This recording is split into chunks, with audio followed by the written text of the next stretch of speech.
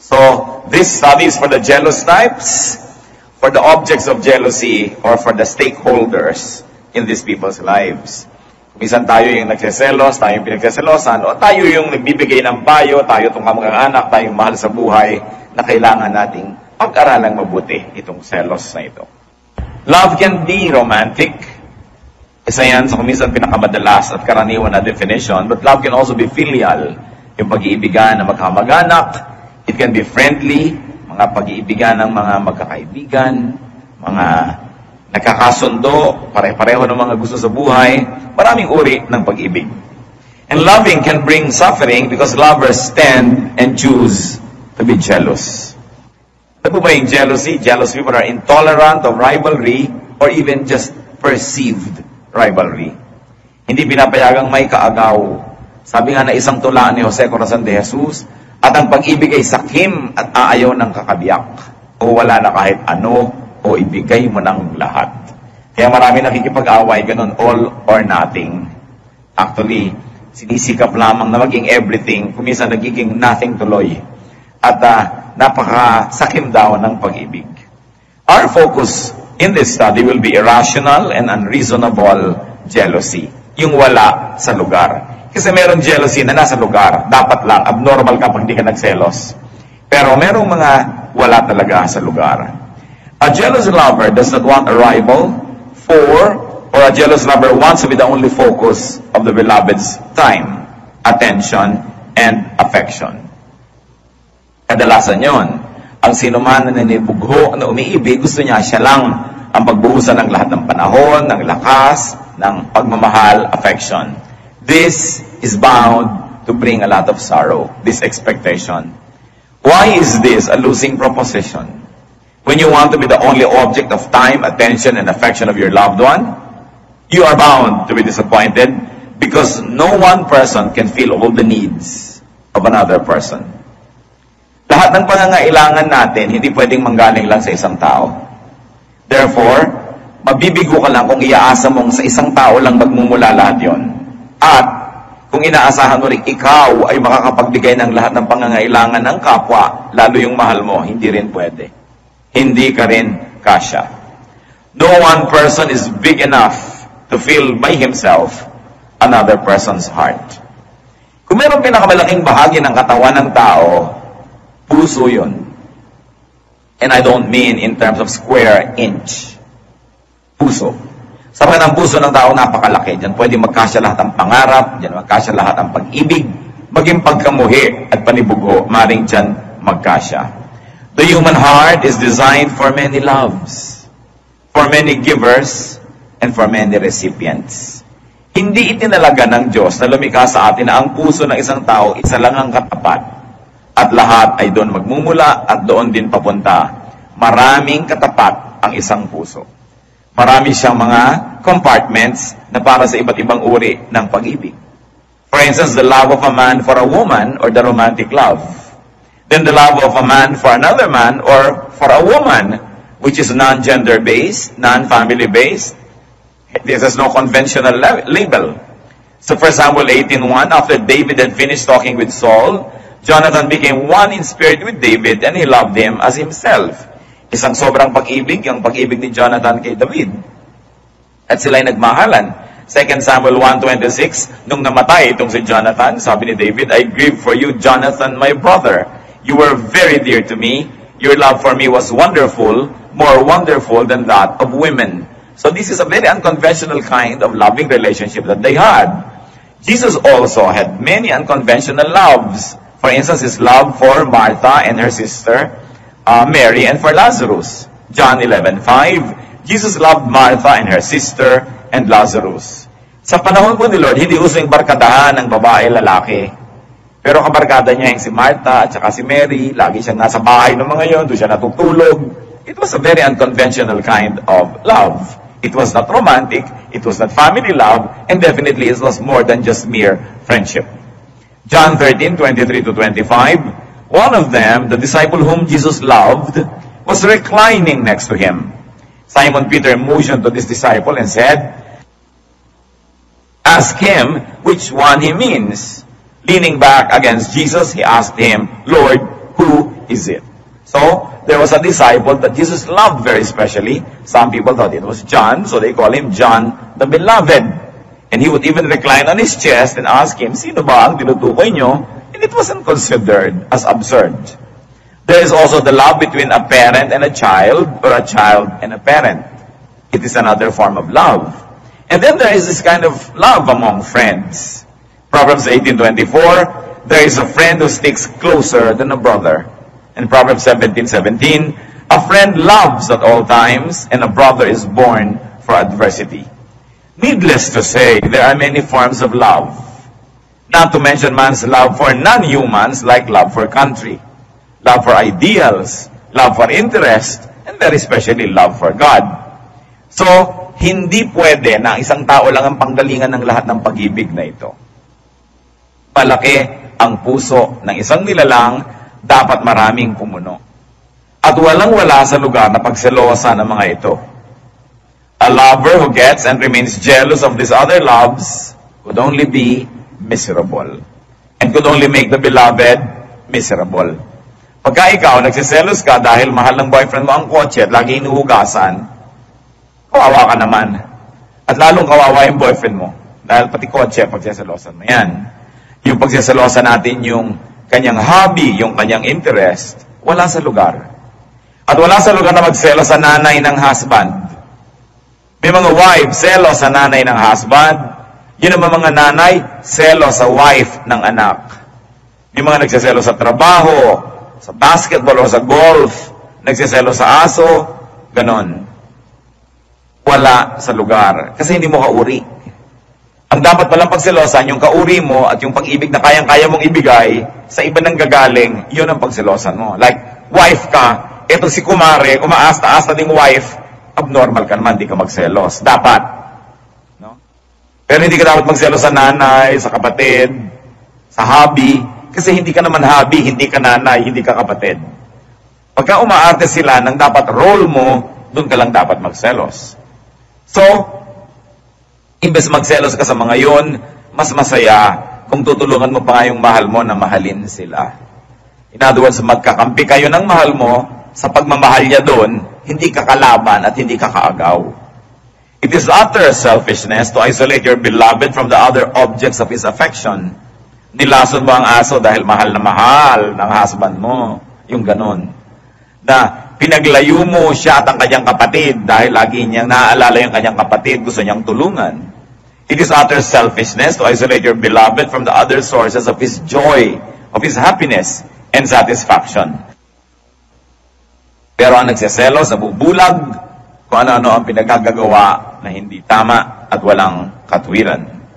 Proverbs 27 verse 4, anger is cruel and fury overwhelming, but who can stand before jealousy? Mas masahol daw, mas masama ang jealousy kaysa galit lamang o puot o ngit-ngit, sabagat ang naninibugo ay maaaring gumawa ng sobrang mga maling bagay. Sa mga nagsiselos, lalo boyfriend lang naman kayo, girlfriend, hindi pa kayo asawa, pag nararamdaman mong di ka na mahal, lalo namang huwag ka na magselos kasi wa-effect naman yun. Wala namang talab yung selos nung hindi mo mahal nakakainis pa nga. No? So, seselos-selos ka dahil hindi ka na mahal, lalo lang napapabilis ang pagbura sa'yo sa mundo. Kasi wala ngang effect yun. May effect lang yung pagsiselos pag mahal kita, pero pag hindi kita mahal, huwag kang magselos dyan at baka ihulog kita dyan, di ba? So, wala. Lalo mo lang dinamadali ang pagkasira na inyong relasyon. The fastest way to speed up the deterioration of an already endangered romance or relationship is to add the poison of jealousy into the brew. Mali. Kahit talagang selos na selos ka na, it will not achieve anything para ipahalata mo pa o para magnag ka pa o manggulo dahil lalo lang lalayo sa iyo ang loob. Instead of being jealous, increase your self-worth. Pinag-uusapan natin dito yung romantic. No? Parang nawawala na siya, na-attract na sa iba. Aaway-awayin mo pa. Wala yon. Increase your self-worth for yourself, to yourself, and perhaps for other people to see. Para panghinayangan ka man lang o pag-interesan kang muli kung sakasakaling nawawala na ng interes sa'yo. Look good. Looking good is a great revenge In fact, looking good is a very great argument. Dahil nakakapangit yung selos, lalo ka na ngayon na nawala ng ground. So, ang dapat, improve yourself instead of trying to destroy the object or the seeming object of your love's affection, improve yourself. Kayahin mo ang payo kay Ruth sa Ruth 3:3 ng kanyang biyenan. Kaya't maligo ka, magpabango ka, at isuot mo ang pinakamaganda mong damit. Kesa sa pinapabayaan mo na yung sarili mo. Lalo yung mga nagsiselos sa asawa, hanggang Asinggan, Pangasinan, nasusundan ang lalaki, na hindi na nakapaghilamos, hindi na nakapag-ayos, talagang puro alikabok na kasusunod. Lalo ka namang hindi attractive nun. Kaya, hindi yun mag-work. When jealous, and for the ultra jealous, anong pwede nating ipahin mga kapatid? Enter God's peace. Mahirap yan. Wala na yatang damdamin na higit mahirap kaysa jealousy. Pero ang kasunod na nun, envy. Pero yung jealousy kasi may involved na love yan for the object.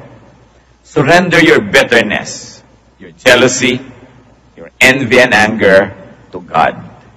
1 Samuel 1:10, in bitterness of soul, Hannah wept much and prayed to the Lord. Punong-puno ng kapaitan ng kanyang dibdib dahil hindi siya nagkakaanak. Dahil nagsiselos na siya sa naging ibang mga asawa ng kanyang husband, which was allowed in the Old Testament para magkaroon lang ng anak, hindi magkaanak yung tunay na asawa. Pwede ka magkaroon ng iba para matuloy na lang ang iyong lahi. Pero gano'n na lang ang hinanakit nitong si Hannah. So anong dinaan niya sa iyak? Iniiyak niya sa Diyos. At yun ay dininig ng Diyos. Yung kanyang mga iyak. Find peace in God when you're very jealous. Remember, this message is for the jealous one, for the object of jealousy, and for the stakeholders. Kung hindi kayo yung nagsiselos, hindi kayo yung pinagsiselosan, surely may mga tao sa buhay nyo na pwede nyo payuhan. Kaya dapat pa rin nating suriin at pag-aralan ang masalimuot na bagay na ito. Philippians 4:6-7, do not be anxious about anything, but in everything by prayer and petition, with thanksgiving, present your requests to God. And the peace of God, which transcends all understanding, will guard your hearts and your minds in Christ Jesus. So talagang ang comfort ng Panginoon ang ating pwedeng sulingan, puntahan, silungan, kung tayo ay hirap na hirap sa nararamdaman na pagsiselos. Reunite with God. Ano po ba ang ipinahihiwatig ng pagiging sobrang seloso o selosa? Ibig sabihin, sobrang na kayong umattach sa tao, maaari at the expense of your attachment to God. When we're very, very closely attached to God, well, we care for other people, even for your spouse or for our children or friends, we will not be shaken too much because our closeness to God will steady us and will give us anchorage and will give us a sense of direction and even shelter. So, pagka sobrang seloso ang isang tao, may posibilidad na malayo ang puso niya sa Diyos. Sobra ng dinyos yung taong minamahal, kaya sobra ng iniinda, kaliit-liit ang mga bagay, totoo man o hindi, na pinagsasalosan. Meanwhile, brothers and sisters, there is such a thing as rational jealousy. Yung tama lang. And rational jealousy can be caused by the beloved's one betrayal. Pagka kayo ay mag-asawa, you are bound to be faithful to each other. Naturally, if one is being faithful, the most natural thing for happen is for the other, the victim, to be jealous. Hindi yun irrational. Tama yun. Irrational jealousy na merong office mate yung asawa mo, nagngitian lang, nagselos ka na, pero inabutan mo magkakalong, hindi ka pa nagselos, abnormal ka. Dapat kang magselos. So, ang pinag-uusapan naman natin ngayon, yung dapat. May tama. Sabi nila, pagka merong nagsiselos, ibig sabihin may nagkukulang. Especially kung rational yung jealousy. Hindi naman lahat ng pinagsiselosan ay nagkukulang. Pero ang dapat ding isipin ng pinagsiselosan, bago siya magreklamo na ang selosa naman ng asawa ko, ang seloso naman ng asawa ko, dapat isipin mo rin baka nagkukulang. Kasi ang isang taong busog na busog sa pagmamahal, sa mga assurances, mga patunay at mga patotoo, hindi na laging magiging seloso pa. Malakay 2:14-15. Saksi si Yahweh na ako'y sumira na kayo'y sumira sa pangako ninyo sa inyong asawang pinakasalan ninyo nung kayo'y kabataan pa. Sumira kayo sa pangako ninyo sa Kanya, bagamat pangakong kayo'y magiging tapat sa Kanya. Hindi ba't pinag-isa kayo ng Diyos sa katawan at sa Espiritu? Kaya't huwag ninyong pagtaksilan ang babaeng pinakasalan ninyo nung kayo'y kabataan pa. Kautos-utusan niya ng Diyos. Nagsumpaan kayo, nagpakasal kayo, hindi kayo pinilit. At kahit pa sabihin mong napilitan ka na, pinagpakasal ka na, nanumpa ka na rin, panindigan na yan, may karapatan ng asawang magselos pag siya'y pinagtataksilan.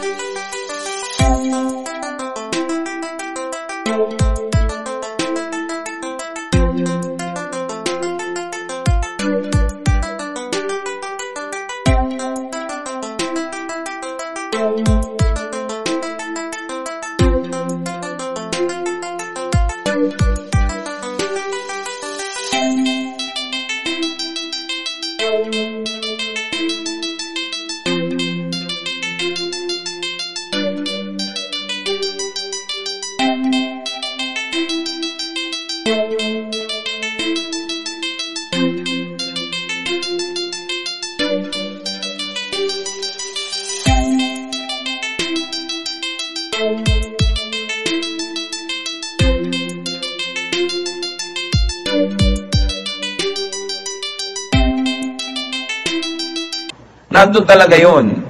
So be faithful to your covenant partner. Rational jealousy can be caused by the beloved's neglect. Sabihin na natin na hindi kayo nagtataksil, pero neglectful naman kayo, negligent. Diba? Magsiselos din siyempre. 5 birthday na, hindi nyo pa naaalala. Diba? Sabi na nasabing masakit ang likod. Maglagay kang salon pass. Kasi lang ba yun? Kailangan ng hima, siyempre. Ba't ka pa nag-asawa kung hindi mo mamahalin? Neglect. Neglect sa oras, sa panahon. Hindi sapat na sabihin, kaya naman ako laging wala sa bahay, naghahanap buhay ako para sa atin. Hindi pa rin sapat. Kailangan mo pa rin ipaglaban na may oras kayo na personal ng asawa mo. May oras kayo naman na bilang pamilya. Ang maraming mga kababaihan, hindi nila nauunawaan. At hindi naman laging sinasabi sa kanila dahil nahihiya sila laking sabihin. Pero maraming mga husband nagsiselo sa anak. Kasi yung babae, mula nung nagkaanak, anak na lang ang inasikaso, anak ang kasiping, anak ang kasama, parang inahing manok, naliligiran ng maraming sisiw sa kanyang kama, hindi na makalabit ni mister, kung hindi pa 2:00 ng umaga. So, napagseselosan pati anak. Lalo ang mga Filipina, guilty dito. Pag nagkaanak na, nalilimutan na sila yung wife. Nagiging na lang nanay. Magkakakampi lagi mag-iina, magkakasama, bulungan, tawanan, at kadalasan yung tatay ang na-out of place. Dapat, the bedroom and the matrimonial bed is for the husband and the wife. Children off limits. Dapat ganon. Iisa ang aircon. Pasensya na kayo, mainitan. Pa-aircon ninyong anak nyo kung gusto nyo siyang nalalamigan. Pero hindi pinagsasama yan. Wife, you are first a wife before you are a mother. And one of the best ways to be a mother is to be a good wife first. Because if you do not do your matrimonial duties to your husband, and don't call it duty, it should be pleasure, at hinanap niya yan sa ibang kandungan, at naiwan kayo mag-iina, ano ngayon ng pamilya nyo, nawasak din yan. Kailangan binabantayan yan. Yan ang laging ihinaing ng mga husbands, pero hindi inaamin sa asawa kasi parang nakakahiya naman, nagseselos ako sa sarili kong anak. Pero yes, nangyayari yan. Kahit itanggi ng mga asawa nyo, nangyayari yan. Pag diyan mo, Daddy, kasama ka ba dyan? Hindi! Kayo maniwala, nagseselos din yan. Siyempre, ayaw aminin. Don't neglect your spouse. Efeso 5:28, gayon din naman, dapat mahalin ng mga lalaki ang kanilang asawa tulad ng sarili nilang katawan. Of course, it's a mirror effect kind of commandment. Ganon din dapat yung babae. Love when you're supposed to love. Roma 13:8, huwag kayong magkakaroon ng utang kanino man maliban sa saguting magmahalan sa isa't isa, sapagkat ang nagmamahal sa kapwa ay tumutupad sa kautusan. Kung may turo na ganito para sa general kind of relationship, lalo sa merong romantic relationship. Yung mag-asawa, kailangan, kahit nagmamahal ka sa nanay mo, sa kapatid mo, sa buong mundo, sa sinukob, kailangan alam nung spouse mo na special ang relation nyo, magkaiba. Hindi tulad lang ng sa iba. Kung nag-abot ka ng ice cream sa nanay mo, nag-abot ka sa kapatid mo, nag-abot ka sa kumpare mo, dapat yung sa asawa mo may cherry. No? O kaya may kasamang napkin, laging may iba. Kasi kailangan ng nagmamahal ng ganong klaseng assurance na hindi lang siya to whom it may concern. Dapat alam niya special yon. At hindi naman masamang gawin yon kasi yan ang kabiyak ng inyong puso. So you take care of your partner para hindi yan lagi nagsiselos. Tatandaan ninyo, pag kayo'y pinagseselosan, madalas kayo ang may kasalanan. Nagkukulang ng pagpapaalala, nagkukulang ng assurance. Rational jealousy can also be caused by the beloved's miscommunication. Hindi kayo nagkasundo na ang goal ninyo, ito muna. Ganyan muna ang aasikasuhin ninyo. Magbikaroon kayo ng ganitong panahon sa ganon, ganyan, ganyan. You must always connect with your partner because miscommunication can cloud what used to be clear and now it is unclear. Nag-asawa na rin lang kayo, dapat masarap na yung samahan. Meron na rin lang kayong boyfriend o girlfriend dyan, dapat maganda ang samahan. Hindi pag-isa-misa kayo nagkikita, awayan pa. Kasi dahil sa selos. Therefore, yung mga mahilig naman magselos dyan, moderate, control, in fact, uproot your irrational jealousy. Bago kayo magselos, una nyo itatanong, rational ba ito? Makatwiran ba? Tama ba? May karapatan ba akong magselos sa ganitong paraan? Yun ang mga iba, sila na nga itong kulasisi, sala pa selosa. No? Sila na nga itong nakikihati at nakikiambus-ambus. Siya pang, ayan na naman, no, chibuena, nandun ka na naman sa pamilya mo. Siyempre! Yun ang pamilya, ba't ka nagsiselos? Wala ka sa lugar. No? Yun ang irrational. Alam mo, nang dumapo ka dyan, may asawa to't may anak. Tapos ngayon paselos-selos, padrama-drama ka siyempre, para baka sakaling mag-click. No? Sabi ko, sige ha, sayo ko hanggang alas 11 ng gabi. Magmamadali na lang ako para umabot ako ng Noche Buena. Alam niyo naman, madaling malaman kung may kulasisi ang asawa niyo. Hati yan pagka-holiday. Hati nga hati. Yung iba maganda magdala kasi paano yung kulasisi nila, post-Valentine's, February 16 na lang ang dinner nila, o February 10, pre-Valentine. Pero, paghati, madaling malaman, maraming oras na hindi na ipapaliwanag. No? So, alam mong may himalang nangyayari dito sa asawa ko. Yung, bakit akala ko nandito kayo pala, nandito ka o wala ka pala, yung nililito-lito ka niya. No? Ayan, kaya nagsiselos. Alam niyo mag-asawa, right ng inyong kabiyak to ask for an accounting for your time. Kasi mag-asawa kayo Dapat mo ipaliwanag, nasan ka kahapon? Anong ginawa mo from 2 to 4? Yung pag tinatanong kayong gano'n, huwag kayong mainis. Kasi stakeholder siya sa buhay nyo. Walang pwedeng mangyari sa inyo na hindi siya damay. Hindi kayo nag-iisa, nagsumpaan kayo, naging isa na kayo. Pero siyempre, yung nagtatanong naman kay babae yun, kay lalaki, i-timing nyo naman. Lagi si Penina at mga anak nito. Ngunit, mga natatanging bahagi ang ibinibigay niya kay Ana, sapagkat mahal na mahal niya ito, bagamat hindi ipinahintulot ni Yahweh.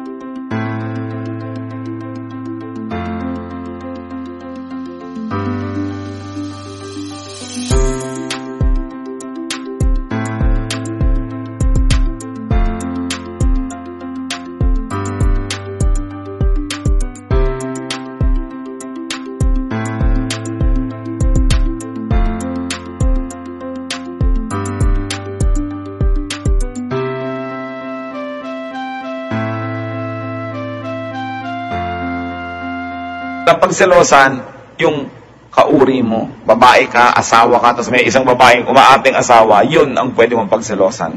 Pero all the others, dapat tahimik ang buhay. Ba't natin ito pinag-uusapan?